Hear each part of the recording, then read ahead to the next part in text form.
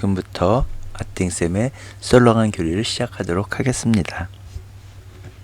이번 시간에는 솔로몬의 성전 건축에 대해서 살펴보도록 하겠습니다. 다윗을 좋아하던 티로 임금 히람은 솔로몬이 다윗의 뒤를 이어 임금이 되자 솔로몬에게 신하들을 보냈습니다.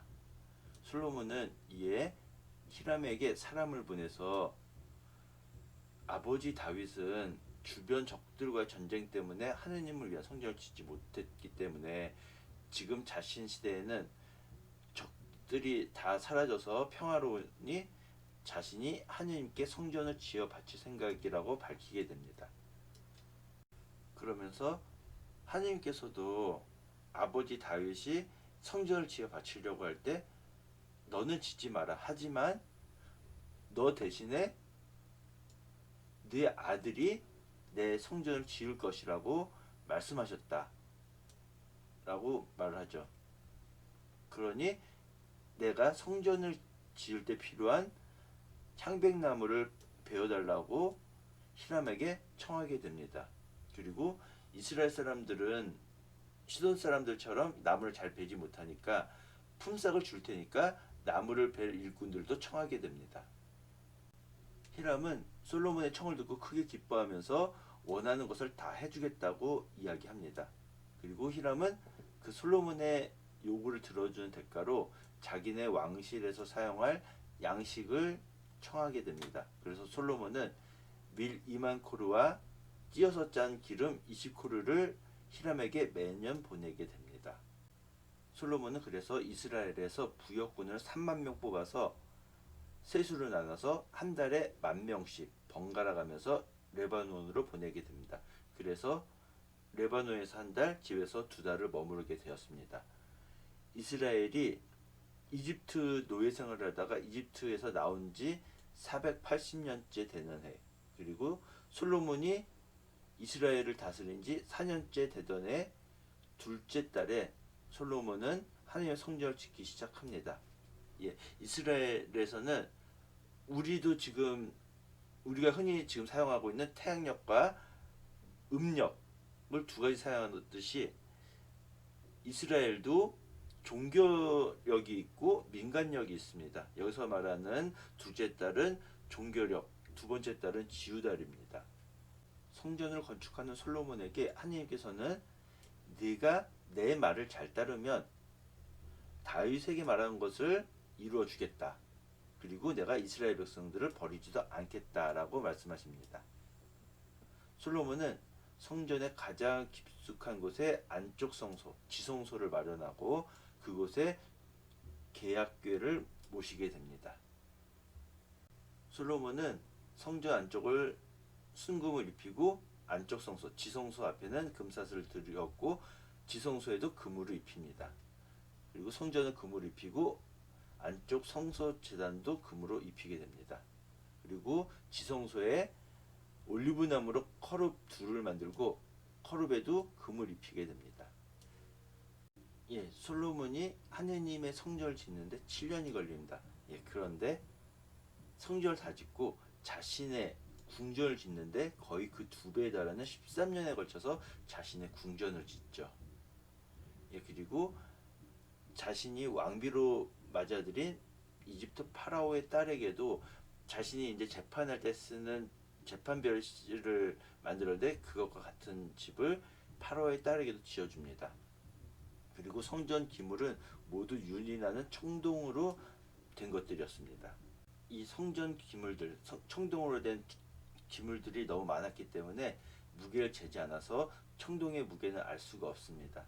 솔로몬은 아버지 다윗이 하느님께 봉헌한 금과 은과 여러 기물들을 성전 창고에 넣어 보관하게 됩니다. 그리고 솔로몬은 하느님의 궤를 다윗성에서 모시고 오기 위해서 이스라엘 장로들을 소집하게 됩니다.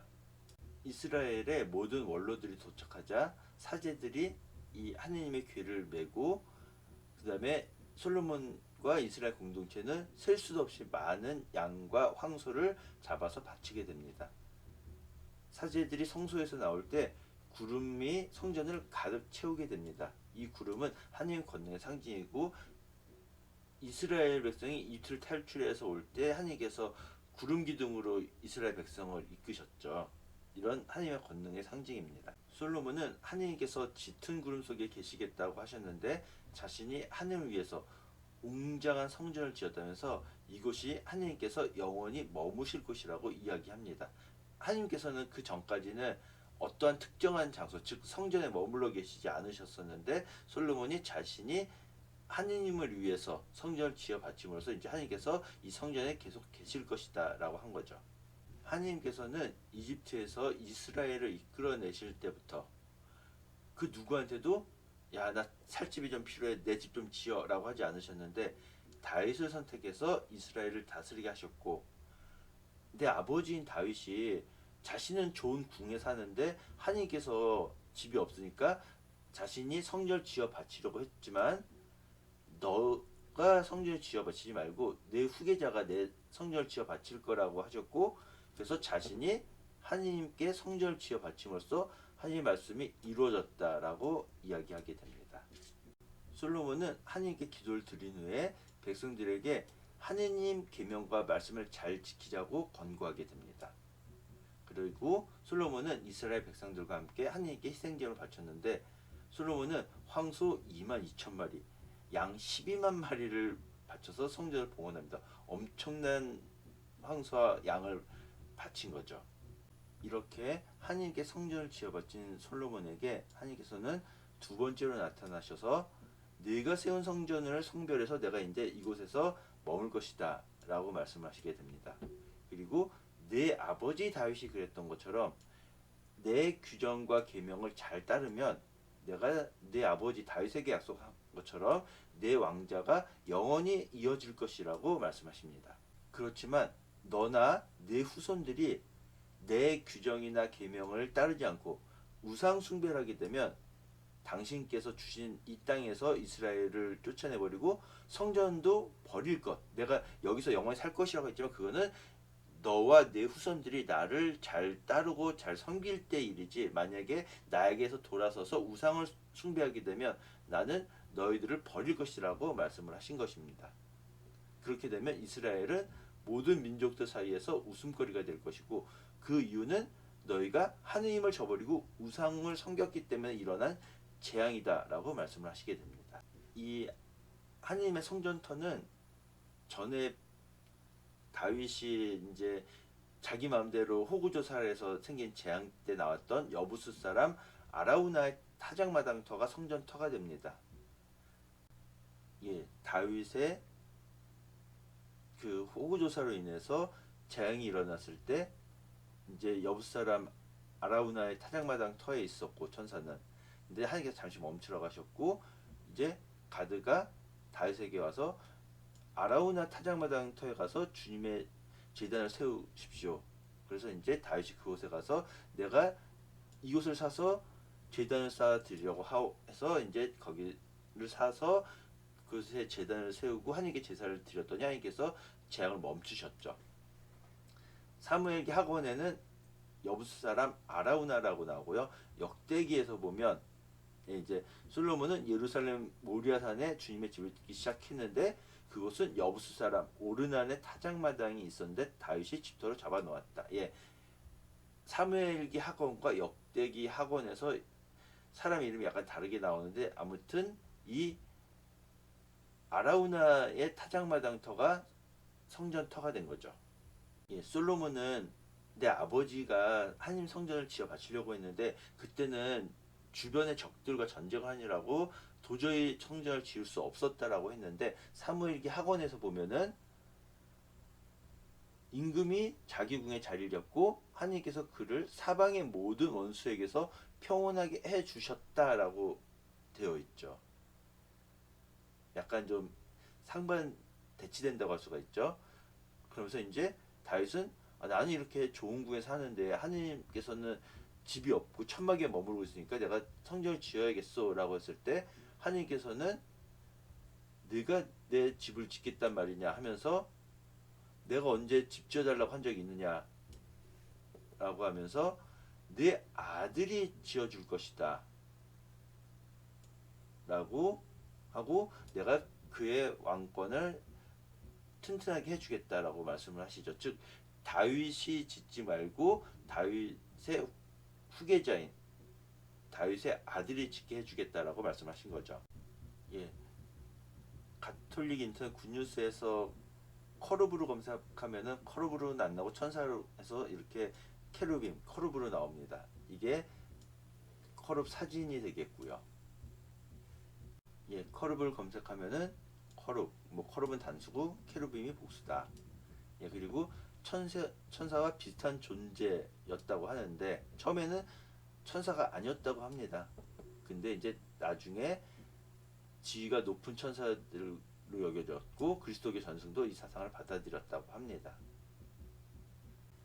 예, 오늘 성전 지을 때 종교력 이야기가 나오는데 종교력으로 봤을 때 1월은 니산달, 예수님께서 돌아가신 달에 해당되죠. 그리고 뭐 지우, 시황 이런 식으로 있고요. 그 다음에 이스라엘에서 쓰는 민간력은 종교력과 달리 이 1월달이 민간력에서는 7월이 됩니다. 그리고 우리가 사용하는 태양력에서는 3월에서 4월이 되는 것이고요. 오늘 이야기에서 코르라고 하는 단위가 나오는데 약 코르는 220리터에 해당된다고 합니다. 예. 그리고 이제 크세스테스라는 단어가 있는데 제가 여기에 있는 성경을 찾아봤는데 개신교하고 저희가 다른지 못한지 모르겠지만 나오질 않아서 이 크세스테스가 가톨릭 용어로 뭔지는 모르겠습니다. 예, 앞서서 부피처럼 이 길이도 못 찾는 거 있었지만 뭐 크게 상관없을 것 같고 여기 규빗이라는 단어가 나오는데요. 이 규빗은 큐빗 그리고 가톨릭 용어에서는 암마라고 표현이 됩니다. 예, 약 45cm 정도라고 보실 수 있겠습니다. 예, 여기에 이스라엘 수도인 예루살렘이 있고요. 그리고 오늘 솔로몬이 도움을 청한 티로 임금 히람이 있는 곳이 여기죠. 그래서 티로왕 히람은 예루살렘 성전과 궁전을 짓는데 필요한 재료와 기술자들을 솔로몬에게 주었고 그 대가로 원래는 양식을 받기로 했는데 돈이 모자라니까 카불 부근에 20개 성읍을 솔로몬이 주게 됩니다. 근데 이 히람이 봤을 때 별로 도움이 안 되는 그런 땅을 받게 됩니다. 성경 속 도량형은 대단히 복잡하다고 합니다. 그리고 지방마다도 달랐다고 하고요. 그 다음에 정통 이스라엘 도량형과 그 다음에 바빌로니아 계량법 그리고 그리스와 로마식 도량형이 혼용되었다고도 합니다. 길이의 기본 단위는 암마이고요. 이 암마가 요 길이가 암마가 되는 것입니다. 솔로몬 성전에 대해서 1번, 2번, 3번, 4번, 5번, 6번에 대해서 설명들이 이렇게 나와 있습니다. 7년에 걸쳐서 성전을 완성했고요. 성전의 크기는 그렇게 크지 않았습니다. 여기는 사제들만 성전에 들어갈 수 있었던 거고요. 그리고 여기에 이제 원래 요만큼이 다윗성이고 솔로몬 때 요만큼 늘어나게 됩니다. 성경 주석을 보면 480년이라고 하는 것은 아론에서부터 차도까지 봉직한 사제들의 수에 40을 곱한 수라고 합니다. 40은 한 세대를 나타내는 거고요. 그 다음에 한 암마는 요 정도 한 45cm 정도였기 때문에 성전 크기는 30m 조금 넘고 10m, 15m 정도 되는데 굉장히 작다고 생각하지만 실제로는 여기 지금 우리 성당 성전 건물처럼 모두 신자가 들어가는 것이 아니기 때문에 그런 거고요. 그 다음에 이제 안쪽 성소는 우리가 흔히 말하는 지성소라고 볼 수 있는 거룩한 방입니다. 그곳에 이제 하나님의 궤를 모셔놓죠. 앞서서도 살펴봤던 것처럼 이곳이 다윗성이고 여기가 이제 솔로몬이 확장한 예루살렘이 되겠죠. 요 그림 확대해서 보면은 여기가 다윗성이고 이만큼의 확장을 했는데 여기가 성전, 여기가 궁전 단지가 되겠죠. 그리고 궁전은 또 이런 식으로 구성이 되고요. 예, 앞서서 살펴봤던 것들과 다 똑같죠. 여기에 이제 설명들이 이제 나오고요. 실제로 테니스 한 코트 정도의 크기밖에 안 되는데 그거는 모든 사람이 들어가는 것이 아니라 사제들만 들어가는 것이기 때문에 클 필요가 없었던 거죠. 솔로몬이 다윗의 후계자로 왕이 되자 티로 임금은 다윗을 좋아했던 까닭에 솔로몬에게 신하를 보냈고, 솔로몬은 이 히람에게 사람을 보내서 아버지는 하나님 성전을 짓지 못하셨다. 왜냐하면 전쟁을 하셨기 때문이다. 예. 사무엘 학원에 보면은 평화로웠었다라고 하지만 아무튼 여기서는 전쟁을 계속 하셔야 됐기 때문에 성전을 지을 틈이 없었다. 하지만 나는 이제 평화롭게 되었으니 하나님의 성전을 지으려고 합니다. 다윗의 아버지에게도 내 대신에 내 아들이 내 집을 지을 것이라고 말씀하셨기 때문이네. 그러니 이제 자신을 위해서 명령을 해서 향백나무를 좀 베어 주십시오. 이런 청을 듣자 히람은 기뻐하면서 그렇게 해주겠다고 하죠. 원하는데 다 주겠다고. 대신에 우리 왕실에서 쓸 양식을 좀 보내달라고 청합니다. 그래서 히람은 솔로몬이 원하는 대로 향백나무와 방백나무를 보내주었고, 솔로몬은 히람 왕실에서 쓸 양식으로 기름과 밀을 보내주게 됩니다. 그리고 이스라엘에서 3만 명을 뽑아서 10,000명씩 레바논으로 보내게 되죠. 그래서 레바논에서 한 달, 집에서 2달을 보내게 됩니다. 이스라엘 자손들이 이집트에서 나온 지 480년 되던 해, 솔로몬이 이스라엘을 다스린 지 4년째 되던 해에 종교력으로 둘째 달, 지우달에 솔로몬이 하느님의 성전을 짓기 시작하게 됩니다.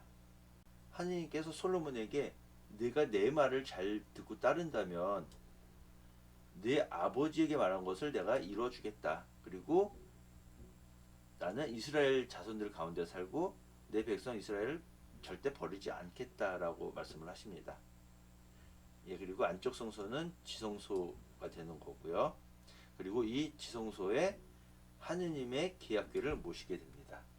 그리고 금이 넘쳐나지 않더라도 하느님께서 계실 성전이니까 안쪽을 순금 입히고, 그리고 안쪽 성소 지성소에도 금을 입히고, 그리고 성전 전체에 금을 입히고, 안쪽 성소에 딸린 제단에도 모두 금을 입히고, 그 다음에 안쪽 성소에는 올리브 나무로 커럽들을 만들어 놓고, 그리고 솔로몬은 이 커럽들을 가장 깊숙한 곳, 즉 지성소에 모시고 이 커럽들에 금을 입히게 됩니다.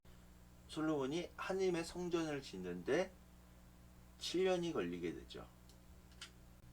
근데 솔로몬이 하느님의 집인 성전을 짓는데 7년이 걸렸는데, 솔로몬은 자신의 궁전을 13년에 걸쳐서 궁전을 짓게 됩니다.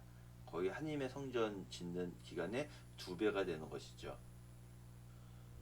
솔로몬은 그리고 자기의 재판 별실도 지었는데 그의 아내 파라오의 딸에게도 이 별실과 같은 집을 지어주게 됩니다.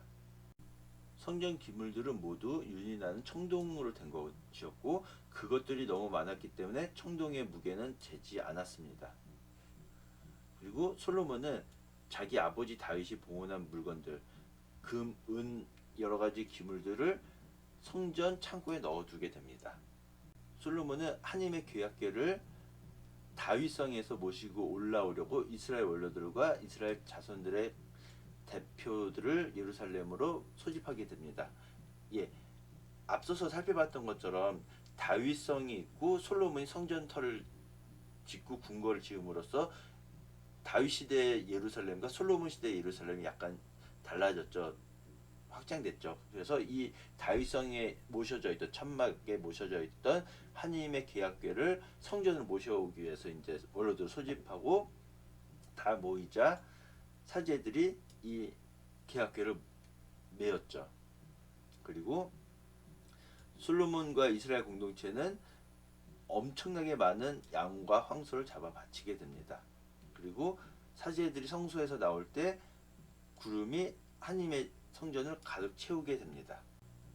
하느님께서는 어떠한 곳에 머무르시지 않고 그냥 구름 속에 계시겠다고 하셨지만 자신이 하느님을 위해서 웅장한 성전을 지었고 하느님께서 머무르실 곳이라고 이야기를 하죠. 하느님께서는 내가 이스라엘 백성을 이집트에서부터 데리고 온 때부터 누구에게도 내가 성전을 지어라 라고 한 적이 없다. 하지만 내가 다윗을 선택해서 이스라엘을 다스리게 했고 내 아버지 다윗은 자신은 화려한 궁궐에 사는데 하느님께서 집 없이 천막에 계시니까 자신이 하느님 성전을 지으려는 마음을 품으셨지만 하느님께서는 너는 내 성전을 짓지 마라. 내가 네가 아니라 내 아들에게 짓게 하겠다라고 해서 내가 즉 솔로몬이 하느님의 성전을 지음으로써 그 말씀을 이루었다는 거죠. 솔로몬은 하느님께 이제 기도를 이제 바치 너무 길어서 뺐어요. 그 다음에 이제 백성들에게 하느님 말씀을 잘 지키자라고 권고를 하게 됩니다. 솔로몬은 이렇게 백성들에게 하느님을 잘 섬기자고 권고한 다음에 하느님 앞에 희생제물을 바치게 됩니다. 예, 그리고 친교제물을 바쳤는데 황소 22,000마리, 양 12만 마리 엄청나게 많은 제물을 하느님께 바치고 성전을 봉헌했죠. 솔로몬이 하느님께 성전을 지어 바친 다음에 하느님께서 두 번째로 솔로몬에게 나타나십니다. 그래서 내가 내 기도와 간청을 잘 들었다. 그래서 내가 이제 이 성전 성별에서 내가 영원히 머무를 것이다 라고 말씀을 하십니다. 내가 너의 아버지였던 다윗이 그랬던 것처럼 나를 온전한 마음으로 따르면 나는 내 왕좌를 영원히 이어지게 하겠다 라고 말씀하십니다.